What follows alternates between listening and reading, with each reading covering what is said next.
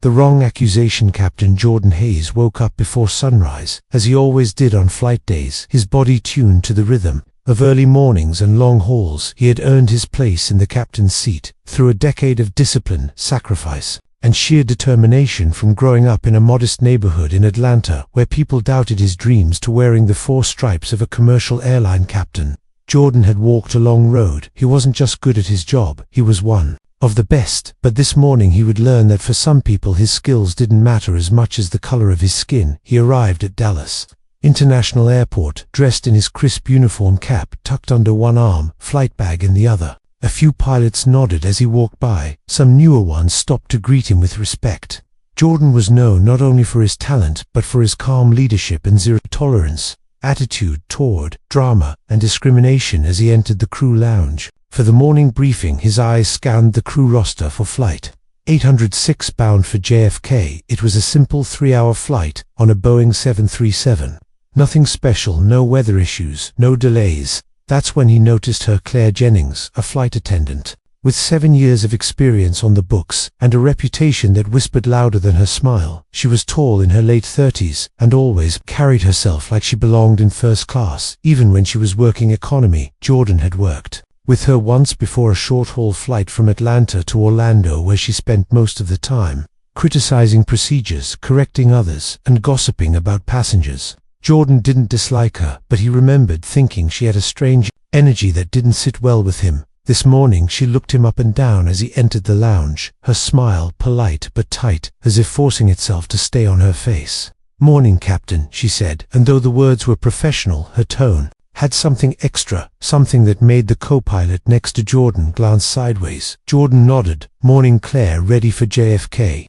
She shrugged. "Always am, as long as everything is in order." She sipped her coffee and turned away, but not before Jordan caught the look she gave to the other attendant beside her, a look that said more than words ever could. They moved to the pre-flight briefing. Jordan went through the checklist clearly and confidently. Everyone signed off, but Claire lingered behind, watching as Jordan double-checked a maintenance note left over from the previous flight. It was a minor sensor error cleared by ground crew and signed off properly, but Jordan liked to personally verify such things. He believed in taking no shortcuts. He believed in responsibility. That's when he noticed Claire behind him, arms crossed, eyes narrowed. "You know, Captain," she said, not unkindly, but certainly not warmly, "I've never seen anyone check the logs that long. Makes me wonder if you're hiding something or just unsure." Jordan blinked slowly, trying to decide if she was joking or serious, then answered evenly, "I take my time with every report because every detail matters, especially in the air." She tilted her head, nodded, and walked away as if satisfied, but something told Jordan she wasn't done. Boarding began smoothly. The passengers filtered in with the usual mix of excitement and fatigue. Jordan stood at the cockpit entrance, greeting passengers with a courteous nod, maintaining a warm but professional demeanor. Claire moved through the cabin with grace, offering smiles and guiding passengers, but her eyes kept drifting back to the cockpit more than once. Jordan saw her watching him, whispering to the other attendant or scribbling something on her notepad halfway through boarding. As Jordan was finishing his cross-check with the co-pilot, Claire walked up to them both and cleared her throat. "Captain, I'd like to raise a concern," she said, her voice louder than necessary. "I noticed that your sign-off on the pre-flight inspection was completed before you actually finished reading the last maintenance log. That's a procedural violation, isn't it?" The co-pilot blinked. Jordan paused for a moment, then answered calmly, "I signed it after verifying all necessary items, and I followed proper procedure to the letter. If you have a concern, Claire, you're welcome to report it." She smiled with a strange satisfaction. "I already have, just doing my part to ensure safety," she said, and walked off before either man could respond. The co-pilot turned to Jordan, uncertainly. "What was that about?" Jordan sighed.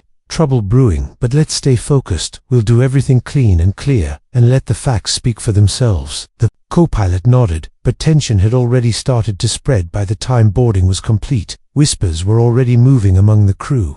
Jordan had requested a slight delay, citing a brief document recheck. He stepped out of the cockpit and walked swiftly toward the jet bridge, pulling out his phone and dialing a number reserved for emergencies, but not technical ones. This number belonged to someone far above the chain of command, someone who had flown with Jordan as a VIP on a private test. run once someone who knew Jordan's record inside out, and who had always said, "If anyone ever tries to bury your light, call me first." The call was brief, direct and powerful. No anger, just facts. A false accusation, no evidence, a pattern of behavior. A crew member targeting the only black captain on the flight. Jordan hung up, walked back to the cockpit and waited. He said nothing to Claire, not a word to the co-pilot.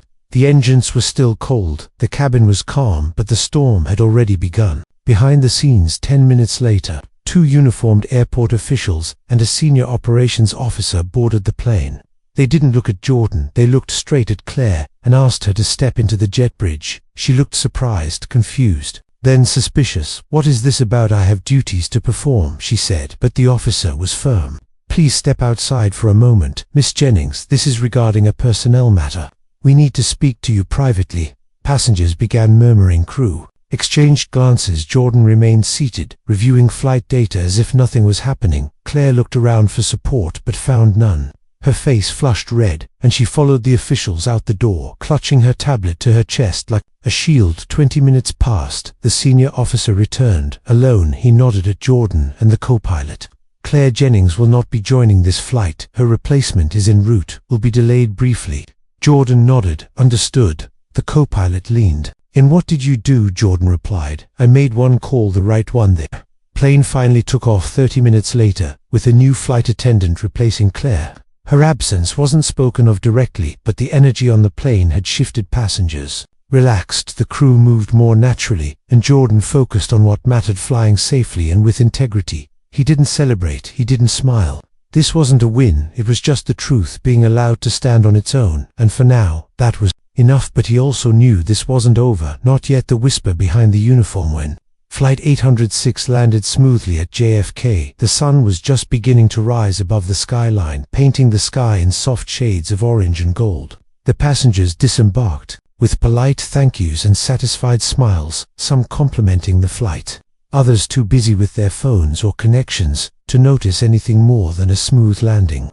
Captain Jordan Hayes stood near the cockpit door, nodding respectfully to each passenger, but his mind was elsewhere. His eyes kept flicking back to the crew list, still showing Claire Jennings' name, even though she had been escorted off before takeoff. The replacement attendant, Linda, had done a fine job without tension or arrogance, but the shadow of what had happened still hung over the cabin like a ghost, refusing to leave after the last passenger stepped off. Jordan walked back into the cockpit and sighed. The co-pilot, Jason, looked over while gathering his bag. "You okay, man?" Jason asked. Carefully, Jordan nodded, but it was a slow nod, the kind that meant no, not really, but I'm holding it together.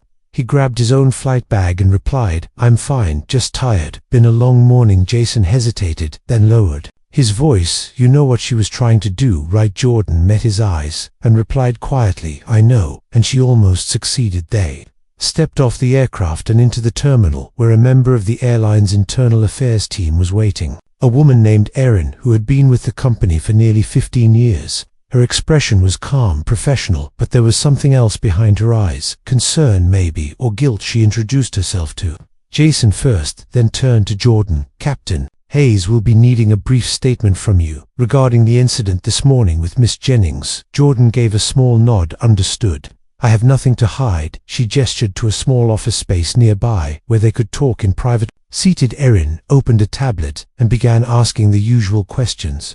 "Did you violate procedure? Did you witness any unprofessional behavior? How long have you known Miss Jennings?" Jordan answered each question directly, with no emotion in his voice, but with complete honesty. He explained how Claire had made assumptions, how she accused him loudly in front of others, how she attempted to shake confidence in his leadership. Erin took notes silently, then looked up. "Captain, I'm going to be honest with you. This isn't the first report we've received involving Miss Jennings. There have been other complaints, but none ever reached this level. This time it escalated fast, and your actions were measured and professional." Jordan leaned back slightly in his chair. "I'm not looking for punishment, I just want fairness." He paused for a second and added, "I've had to work twice as hard to get where I am, and one wrong word from someone like Her can destroy everything. Erin nodded slowly. We understand, and this will be handled internally, but you should be prepared for some pushback. Alden narrowed his eyes. Pushback? Erin hesitated, then replied, she's got friends here, high up ones. She knows how to play the system, and she knows how to make noise, even when she's in the wrong.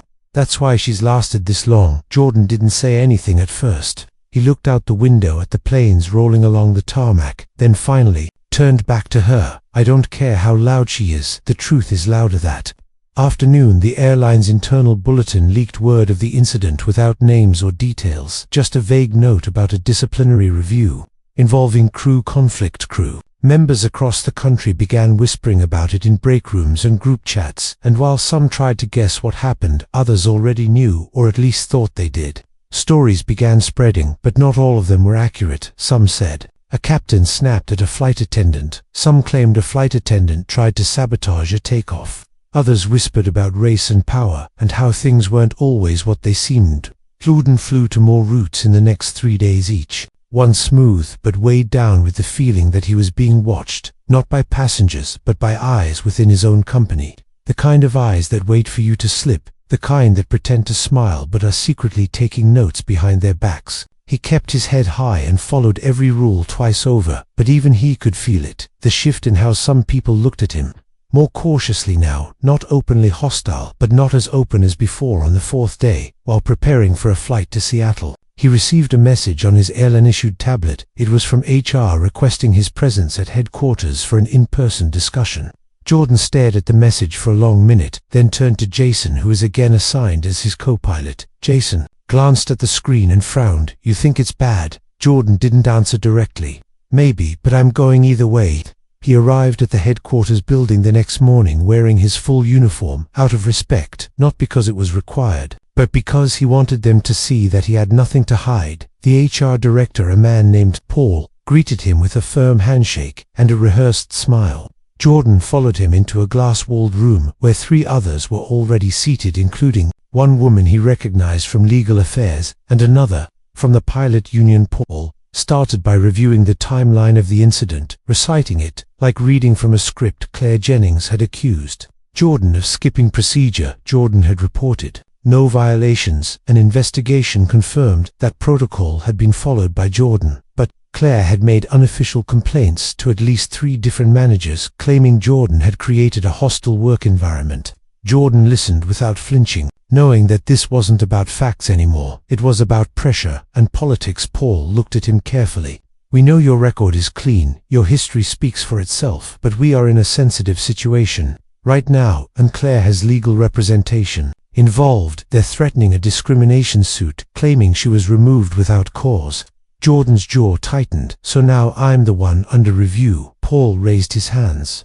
No formal action yet. We're just gathering all perspectives. Leaned forward, and his voice was calm but strong. I've done nothing wrong. I followed every rule, and I handled her challenge with professionalism and respect. She made it personal. I didn't. She tried to bring me down with assumptions, and I refused to let her. The room was silent for a moment before the woman from the union finally spoke. We believe you, Jordan, and we will defend you, but this is going to get messy, especially if it hits the media outside the room. The whisper war was already spreading. Some employees took sides, others stayed quiet. But the story was too big, too loaded to disappear quietly. Some supported Claire, believing she had been mistreated.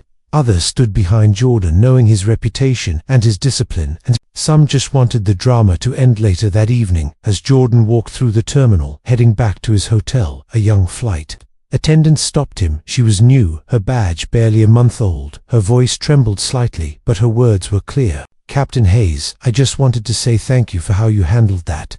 I wasn't on your flight, but I heard about it, and I think it's really important that people see what professionalism looks like, even when it's not. Returned. Jordan smiled a little and nodded. Thank you, that means more than you know. He walked away thinking of how one voice of support can mean the world in a sea of silence, but he also knew this was just the beginning.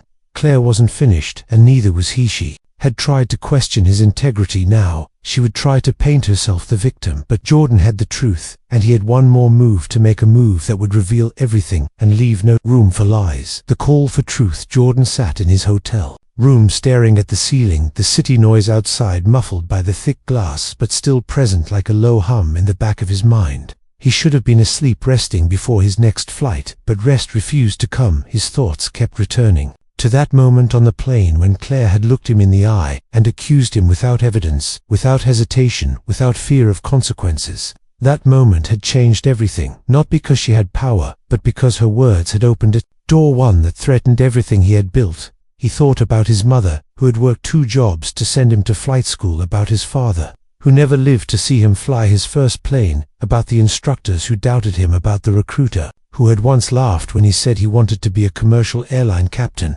All those memories were part of his journey, and now one accusation from someone who barely knew him was threatening to erase it. All the next morning Jordan received a message on his personal phone from someone he hadn't spoken to in nearly 3 years. Her name was Tina Morales, a former senior flight attendant who had once served as his crew chief on international routes. She was sharp, fearless, and always had his back during difficult flights. He answered the call immediately, and her voice came through warm but serious. "Jordan, I heard about Claire and what she did to you." "I'm not surprised." Jordan's heart skipped. He sat up on the bed. "You know her well?" Tina sighed too. "Well, we worked together on a long haul once, Frankfurt to Boston. She tried something similar with another pilot, a young Asian guy. She kept challenging his decisions, made subtle comments in front of passengers, and filed a vague report after the flight. It never went anywhere, but it shook him badly. He transferred routes after that." Jordan clenched his jaw. "Why didn't anyone report this officially?"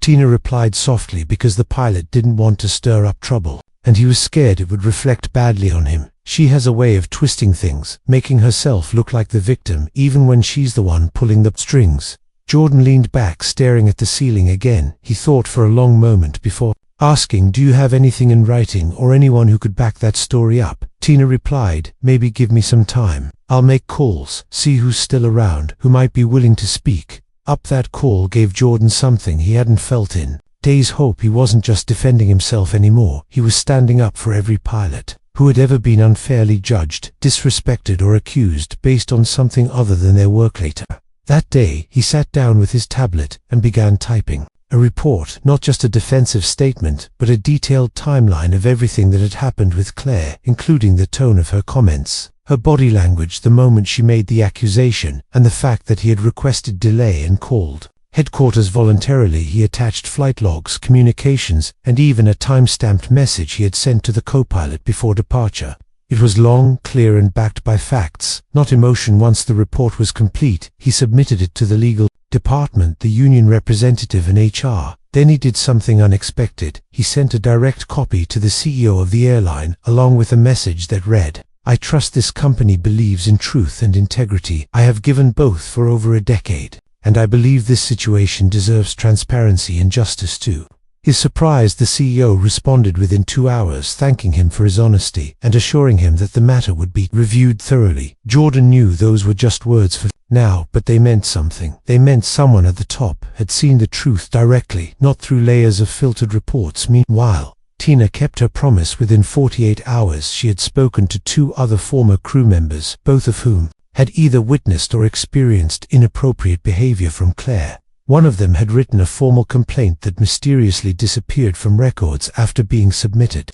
Tina helped Jordan get in touch with both of them, and they agreed to provide statements. The internal team began their review in earnest, now with more voices coming forward and a clearer picture forming.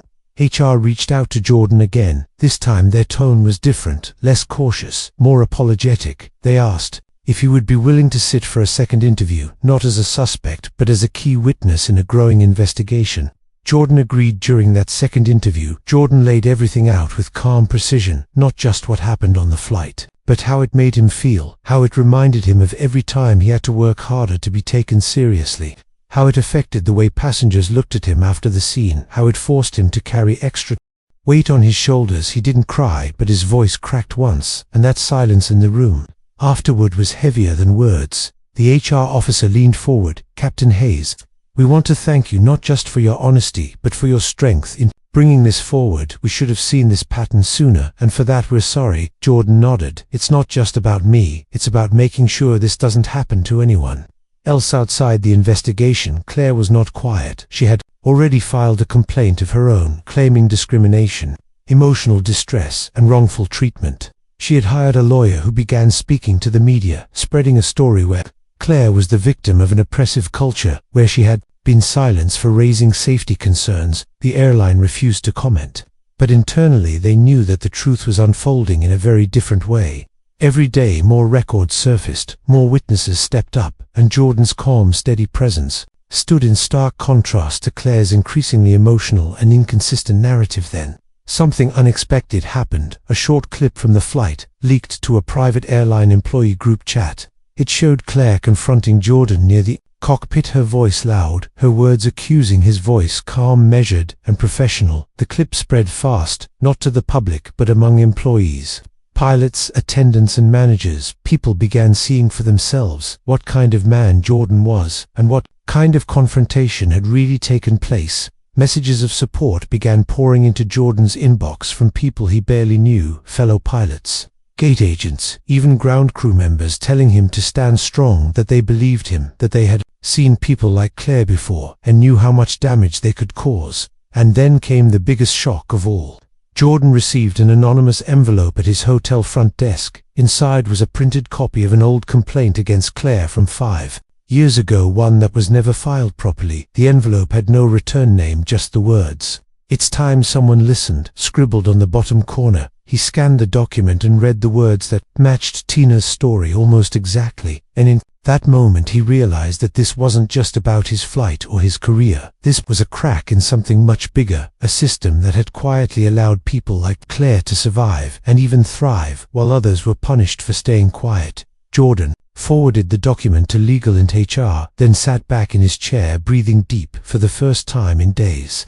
Not because the fight was over, but because the truth was no longer his alone to carry. The walls began to crack. Jordan stood at the edge of the rooftop lounge at his hotel, watching planes rise and vanish into the morning sky, each one slicing through clouds like a clean blade across the fabric of doubt and injustice. There was something therapeutic in watching them, something that reminded him why he fought so hard for his career, and why he refused to let one woman's accusation define the worth of everything he had built over the years. His phone buzzed again, and this time it was a message from his union rep, a firm line of text that read, "Urgent developments. Meet me at the office at noon." Jordan dressed in full uniform again, not because he had a flight, but because the uniform had become more than fabric. It had become his armor. He moved through the terminal with quiet confidence, each step echoing with the weight of resilience. As he made his way toward the union building, inside the room the atmosphere was tense, but not hostile. It felt like something was about to shift, as if the tide had reached its edge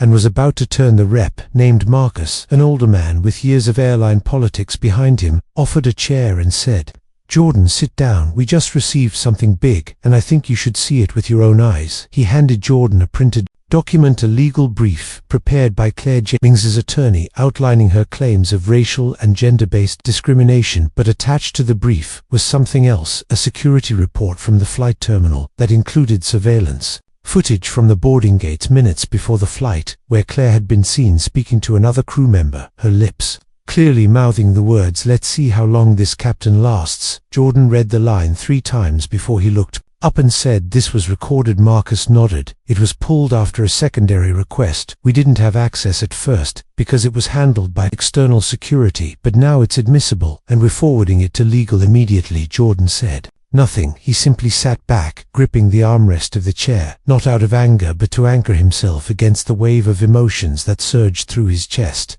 Betrayal, frustration, validation, everything all at once. Marcus continued, "There's more. Claire's employment history has now been flagged for multiple concerns that were previously suppressed. Someone from the compliance department is looking into how several of her past incidents were buried or quietly resolved without formal review. And now, with your case in the spotlight, people are being forced to reopen what was ignored." That same afternoon, Jordan received a call from Aaron, the HR manager. She requested a video meeting, not just with her but with the head of flight operations, the director of legal, and a representative from the Diversity and Equity Board. When the screen lit up, Jordan greeted them with a steady tone, waiting for someone to speak. First Aaron began, "Captain Hayes, thank you again for your patience. We've completed our investigation, and based on the totality of evidence gathered, we are officially clearing you of any and all misconduct regarding the incident with Claire Jennings." Jordan felt a slow breath leave his lungs, not in relief but in resolve. He simply nodded. "Thank you, Director of Flight Operations." Then spoke Jordan. "We also owe you a formal apology. It is clear now that you were targeted and challenged unfairly, and that your actions remained professional from start to finish. You represent the best of what this company stands for, and we are initiating steps to make sure nothing like this happens again." Then the legal director leaned forward, her expression serious but not cold. "Claire Jennings has been terminated effective immediately. All complaints filed by her are now void, and if her legal team chooses to pursue any further action, we are prepared to counter with full documentation, including falsified claims and evidence of malicious intent." Jordan didn't smile. He didn't cheer. He simply closed his eyes for a moment, letting the words settle, not because he needed victory, but because he needed closure. He opened his eyes and spoke in a calm voice. "I don't want revenge. I just want the truth to matter again, because for people like me, the truth has to be louder than the lies." The Diversity Board representative nodded and added, "We are also implementing new mandatory ethics training, a new reporting protocol, and we're reopening past complaints from crew members who may have experienced similar behavior without proper response. Your voice made that possible, Jordan, and we want you to be part of building that change if you're willing." Jordan agreed, and the meeting ended quietly. No fanfare, no applause, just a clean close to a long battle. But outside the silence, the story had already begun to spread, not in headlines but in whispers among pilots and attendants, among ground crew and supervisors.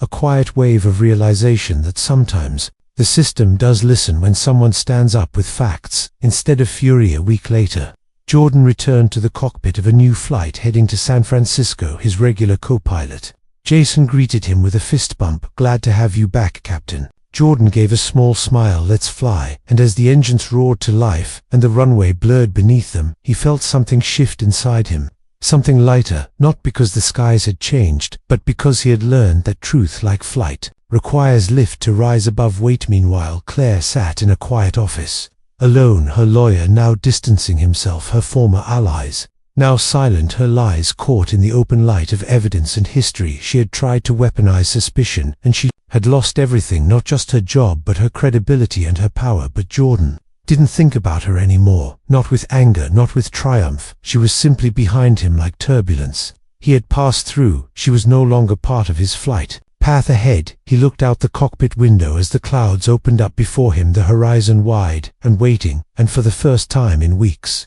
he allowed himself a deep breath, not because it was over, but because it had been worth it. Turning the sky into a voice. Weeks passed, and with every sunrise, Jordan found a small piece of himself returning to the rhythm of flying. The preflight checks, the subtle vibrations of the plane beneath his boots, the click of the controls, the hush before takeoff. It all felt familiar again, but not the same. Something inside him had changed, and the sky no longer felt like just a place of work. It now felt like a place of responsibility, because he knew others were watching now, not just the passengers in the cabin, but young pilots dreaming of their first uniform, watching how he carried the weight of truth and stayed upright in the face of injustice. One afternoon between flights, Jordan received an unexpected invitation from the airline's internal training division. They wanted him to speak to a class of cadets in their final week of training, young men and women from all backgrounds, all races, all countries, sitting on the edge of their dreams, with questions in their hearts and ambition in their eyes. At first he hesitated, unsure if his story would help or hurt, but something told him this was not just an invitation, it was a calling. He arrived at the training center, dressed in full uniform, walking past simulators and classrooms, where laughter and nerves buzzed in the air the way it always does when the future is near. He entered the lecture room, where 30 cadets waited, their notebooks open, their uniforms crisp, and their faces full of curiosity. The instructor introduced him simply. "Captain Jordan Hayes, commercial airline captain, 10 years of experience. Please give him your full attention." Jordan stepped forward, cleared his throat, and began, his voice steady but honest. "I'm not here to teach you flight physics or checklists or how to navigate through turbulence. Your instructors have already done that. I'm here to talk about something else. I'm here to talk about what it means to be a pilot. When everything is stacked against you, he told them about his first solo flight. When the instructor barely looked at him and wrote, "Pass" with hesitation on the form, he told them about the first time. A passenger looked shocked to see a black man in the captain's seat, and about how he always smiled and said welcome aboard anyway. He told them about the long years where every mistake felt like it would be blamed, not on skill but on skin, and how he chose to fly better, sharper, cleaner than anyone around him, because he knew one false move could ruin it all. Then he told them about Claire Jennings, not with bitterness but with truth. How her accusation was not just about procedure but about judgment, how she tried to make him doubt himself, and how he almost let her win, but how evidence and calm professionalism protected him in the end. How voices from his past stepped forward, how the system did eventually listen, and how the truth not only cleared his name but exposed the flaws that needed fixing. As he spoke, the room grew quiet, no scribbling, no whispers. Just silence, the kind of silence that means someone is truly listening. When he finished, one of the cadets, a young woman from Nigeria, raised her hand and asked Captain Hayes, "What kept you strong when it felt like the world was against you?" Jordan looked at her and answered, without pause, "My mother taught me that the wind always tests a strong roof, and my father used to say, if the road is rough, that means it's leading somewhere important. And every time I put on this uniform, I remember who I'm flying for, and it's not just passengers, it's the people who said I couldn't, and the ones coming behind me who still wonder if they can." After the session, several cadets came forward to shake his hand, some with tears in their eyes, others with admiration. They didn't just hear a story, they saw a future that included them, a sky that could belong to anyone with the courage to rise. That night, Jordan received another message, this time from a national aviation group asking if he would be willing to speak at a conference on equity and leadership in the aviation industry. The keynote speaker had dropped out, and someone from the training division had recommended him. He accepted with a quiet yes, knowing that this moment was no longer just his, it belonged to every unheard voice in every cockpit and terminal. The conference took place in a grand hall, filled with uniforms and suits, executives and engineers, pilots and policymakers. The lights were bright, but Jordan's voice was brighter. He spoke not with anger but with purpose, about the dangers of silent bias, about the importance of accountability, about how one accusation almost destroyed years of honest work, and how one voice can spark change if it is strong enough to be heard. He finished by saying, "The sky doesn't care what color you are, what gender you are, or what background you come from. The sky only asks one thing: are you ready to fly?" And it's our job to make sure no one clips another person's wings before they even leave the ground. The audience rose to their feet, and for the first time Jordan allowed himself to smile fully, not because he wanted applause, but because he finally saw that his pain had created something powerful, a wave of understanding, a crack in the system, a step toward justice. Meanwhile, back at the airline, things were shifting quietly. The compliance team that once ignored reports was now required to track and respond to every complaint with full transparency. Training sessions were updated, mentorship programs were expanded, and most importantly, anonymous reporting channels were opened, allowing crew members to speak without fear. Jordan was asked to serve as a founding advisor for the new Fairness and Inclusion Task Force, not a title he had asked for, but one he accepted because change only lasts when someone stays to protect it. On a quiet Sunday morning, Jordan received a letter, the mail handwritten on simple paper. The envelope had no return address. Inside was a single page with neat cursive writing. It read, "I don't expect forgiveness, and I know you will never want to hear from me again, but I need to say it. I was wrong. I lied. I saw confidence in you, and I mistook it for arrogance. I saw color and I assumed threat. I thought I was defending safety, but I was defending my pride. You didn't deserve any of it, and I hope one day I learn from what I did. I'm sorry." There was no signature, but Jordan didn't need one. The words were enough not to erase the past, but to mark the end of its power over him. He folded the letter, placed it in a drawer, and looked out the window at a plane taking off, rising fast into the open sky. He didn't think about revenge anymore, or about proving anyone wrong. He thought about the future and the many pilots walking toward their dreams, carrying bags filled with ambition and shoulders lifted by truth. And as he watched that plane disappear into the clouds, he whispered to himself, "This is why I kept flying. The sky is for everyone. 6 months had passed since the day Claire Jennings had tried to bring down a man with a false accusation and a forced smile. 6 months since Jordan Hayes made one call that changed everything, and now the airline was no longer the same. The quiet culture of ignoring problems and brushing complaints under the rug had begun to unravel. The investigation had exposed gaps in leadership, weaknesses in HR procedures, and a pattern of favoritism that had existed behind closed doors for years. It had taken courage to speak up. It had taken even more to stand firm when things got worse before they got better. Jordan Hayes never wanted to become a symbol. He had only ever wanted to fly, but fate had a different plan, and now wherever he walked through an airport, he was no longer just Captain Hayes. He was the man who stood tall when others remained silent, the man who didn't raise his voice, but raised the truth. He had spoken at 5 different aviation conferences. He had helped create an internal code of ethics for handling complaints. And most importantly, he had become a mentor to young pilots who looked like him and who carried the same weight he once did. One evening, after completing a long-haul flight to Tokyo, Jordan sat in the crew lounge sipping coffee as the sun set beyond the runway. A young man approached nervously, holding a flight log in one hand and his cap in the other. He looked to be barely 23 and wore a brand new uniform with pride, but his hands trembled slightly as he stepped forward. "Captain Hayes, sir, I hope I'm not disturbing you," he said softly. Jordan looked up, offered a smile, and gestured to the empty seat beside him. "Not at all, have a seat." The young pilot sat down, his voice still shaking a little. "I just wanted to say thank you. I followed your story when I was still in training, and I almost quit before I even started, but watching how you handled everything gave me strength. You made me believe I could belong here." Jordan listened in silence, then placed his hand gently on the young man's shoulder. "You do belong here, and never let anyone convince you otherwise. This sky belongs to all of us, and no one gets to take that from you. Not with a word, not with a look, and not with fear." The young man nodded, tears brimming in his eyes, and whispered, "Thank you, Captain." Jordan stood to leave, and before walking away said one last thing. "Just remember, fly with your head in your heart, and always carry your truth like your wings, because without truth, you will never rise later."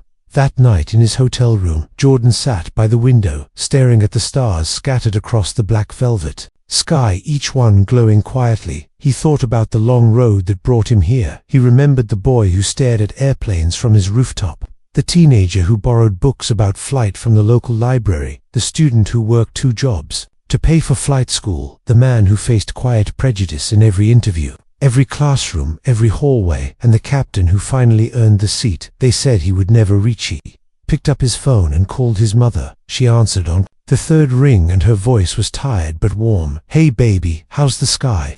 Jordan smiled and said, "Peaceful." They talked about small things for a few minutes, and then she said, "I saw your photo in the magazine today. They called you the pilot who changed policy." Jordan chuckled. "I didn't change anything, I just told the truth." His mother replied, "That's how real change begins, baby, not with shouting but with truth, strong enough to stand on its own." After the call ended, Jordan opened his notebook, a leather-bound one he carried on every trip, and on a fresh page he wrote 5 words.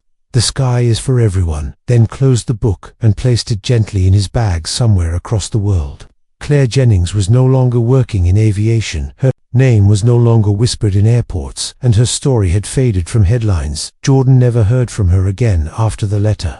He didn't need to. Her part in his story was finished, not because she had been defeated, but because he had risen above her actions. The story was not about her anymore.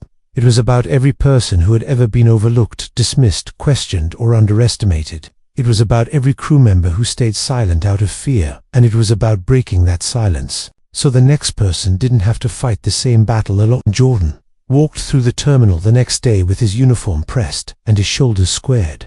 He passed by passengers' children pointing at the cockpit workers, nodding in respect, and cadets stealing quick glances with admiration. He didn't carry anger, he carried purposes. He stepped into the cockpit and sat in the captain's seat. He ran his fingers over the controls, feeling their familiar comfort. The co-pilot entered and said, "Good morning, Captain, ready to fly?" Jordan looked out the front window, the runway stretching ahead like a promise, and said, "Always." The engines rumbled, the plane rolled, and as the aircraft lifted into the sky, so did everything Jordan had stood for. He was not flying just for himself anymore. He was flying for all the voices still finding their wings, for the truths still waiting to be heard, and for the skies that would always be wide enough for everyone. The end.